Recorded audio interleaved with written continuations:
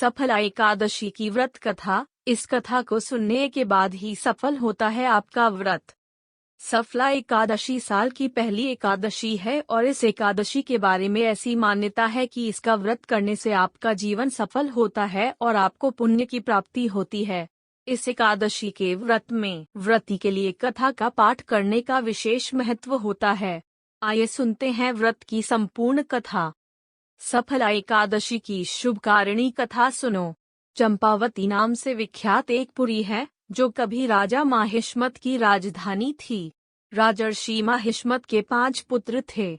उनमें जो ज्येष्ठ था वह सदा पाप कर्म में ही लगा रहता था, पर स्त्रीगामी और वह बुरे आचरण वाला था। उसने पिता के धन को पाप कर्म में ही खर्च किया। वह सदा दुराचार परायण तथा ब्राह्मणों का निंदक का था। वैष्णवों और देवताओं की भी हमेशा निंदा किया करता था। अपने पुत्र को ऐसा देखकर माहिष्मत ने राजकुमारों में उसका नाम लुम्भक रख दिया। फिर पिता और भाइयों ने मिलकर उसे राज्य से बाहर निकाल दिया। लुम्भक उस नगर से निकलकर वन में चला गया। वहीं रहकर उस पापी ने समूचे नगर का धन लूट लिया। एक दिन जब यह चोरी करने के लिए नगर में आया तो रात में पहरा देने वाले सिपाही ने उसे पकड़ लिया। किंतु जब उसने अपने को माहिष्मत का पुत्र बताया तो सिपाहियों ने उसे छोड़ दिया। फिर वह पापी वन में लौट आया और मांस तथा वृक्षों के फल खाकर और निर्वाह करने लगा। उस दुष्ट का विश्राम स्थान पीपल के नीचे था। वहाँ बहुत वर्षों का पुराना पीपल का वृक्ष था। उस वन में वह वृक्ष एक महान देवता माना जाता था। पाप बुद्धि लुम्भक वहीं निवास करता था। बहुत दिनों के पश्चात एक दिन किसी संचित पुण्य के प्रभाव से उसके द्वारा एकादशी के व्रत का पालन हो गया। पौष मास में कृष्ण पक्ष को दशमी के दिन पापिष्ठ लुम्भक ने वृक्षों के फल खाए और वस्त्रहीन होने के कारण रात भर जाड़े का कष्ट भोगा। उस समय न तो उसे नींद आई और न आराम ही मिला। वह निष्मान सा हो रहा था। सूर्योदय होने पर भी उस पापी को होश नहीं हुआ। सफला एकादशी के दिन भी लुम्भक बेहोश पड़ा रहा।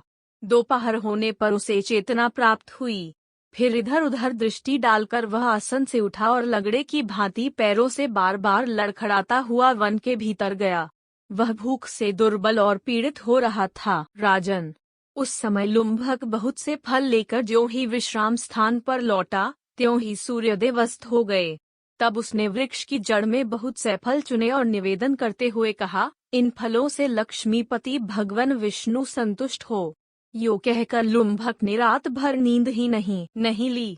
इस प्रकार अनायास ही उसने इस व्रत का पालन कर लिया।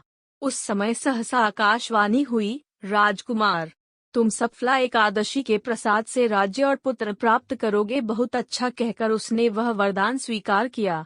इसके बाद उसका रूप दिव्य हो गया।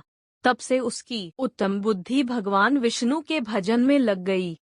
दिव्य आभूषणों की शोभा से संपन्न होकर उसने अकंटक राज्य प्राप्त किया और 15 वर्षों तक वह उसका संचालन करता रहा।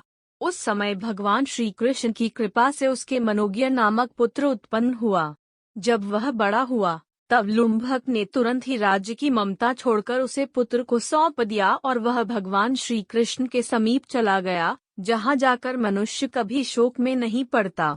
राजन, इस प्रकार जो सफला एकादशी का उत्तम व्रत करता है वह इस लोक में सुख भोग कर मरने के पश्चात मोक्ष को प्राप्त होता है। संसार में वे मनुष्य धन्य हैं जो सफला एकादशी के व्रत में लगे रहते हैं। उन्हीं का जन्म सफल है। महाराज, इसकी महिमा को पढ़ने, सुनने तथा उसके अनुसार आचरण करने से मनुष्य राजसूय यज्ञ का फल पाता है।